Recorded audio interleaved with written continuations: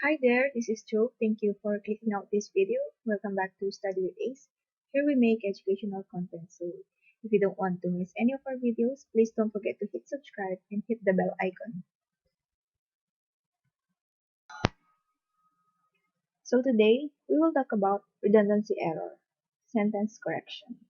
This is one of the errors that is really hard to spot, and today we will be able to identify if a sentence has a redundancy error. At the end of this video, we will try some exercises. Let's go to the lesson proper.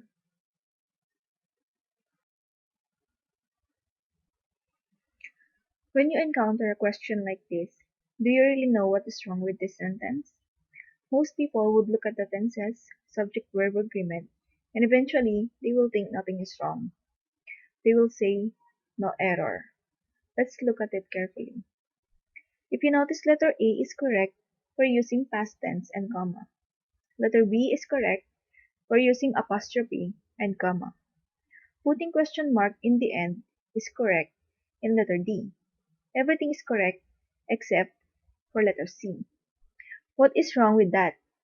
Let me show you why it is wrong. The word repeat means to say something again. And when we say again, we also mean to say repeat. This is what we call redundancy error.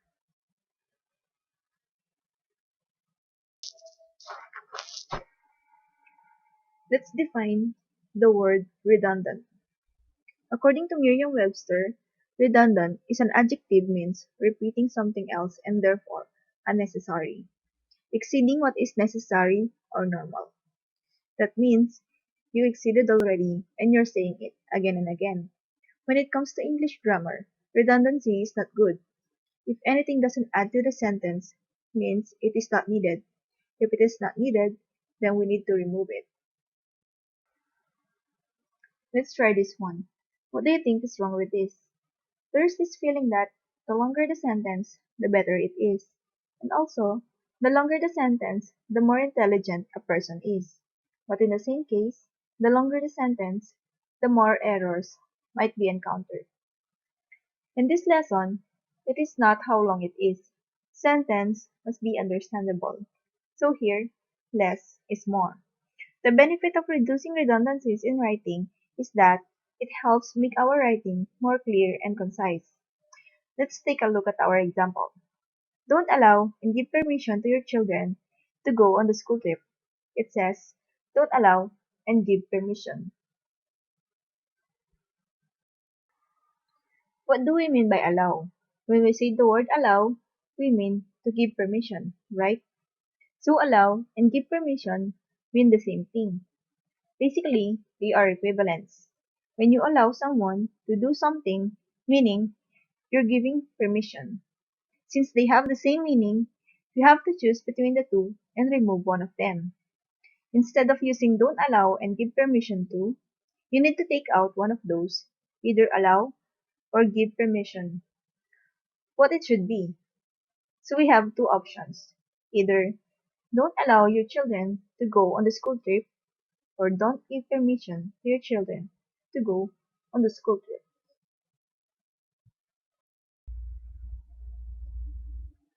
Let's have some exercises.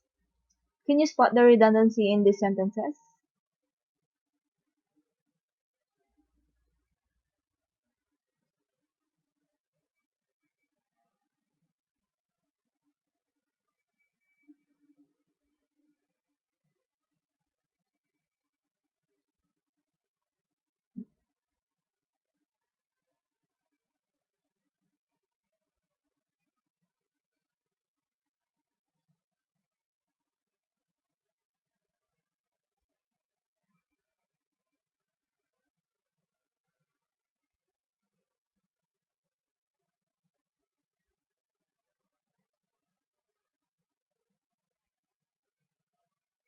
Let's reveal the answers.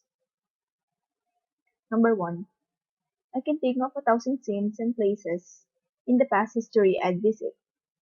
Answer: past and history. History is already past. Number 2. In the coming future, we will all have it. Answer: coming and future.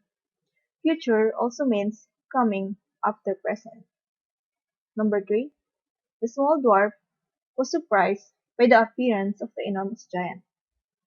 Answers: small and dwarf, enormous and giant.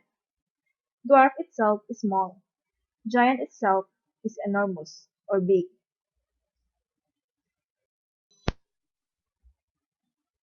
Here are some examples of redundancy in English that we should avoid. Instead of using absolutely certain, use certain. Someone who is certain or sure is already without doubt. Abandon absolute in such usage. Fundamentals and essentials are by nature elementary, so remove basic from each phrase. A result is something that occurs at the end, so omit end as a modifier of result. A gift is by definition free, so free is unnecessary. When we say innovations, we already mean new. Something that reverts return to an earlier state. The word back is not needed when we use the word revert. A mistake is an inadvertently erroneous action. Lack of intention is implicit. A bonus is an extra feature, so the word added is redundant. Imports are products that originate in another country, so their foreign nature is implicit, and the word foreign is redundant. No surprise is expected, so the modifier unexpected is excessive.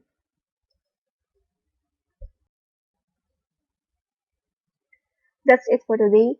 Give this a like if you enjoyed this video and kindly hit subscribe and hit the bell icon below. Thank you.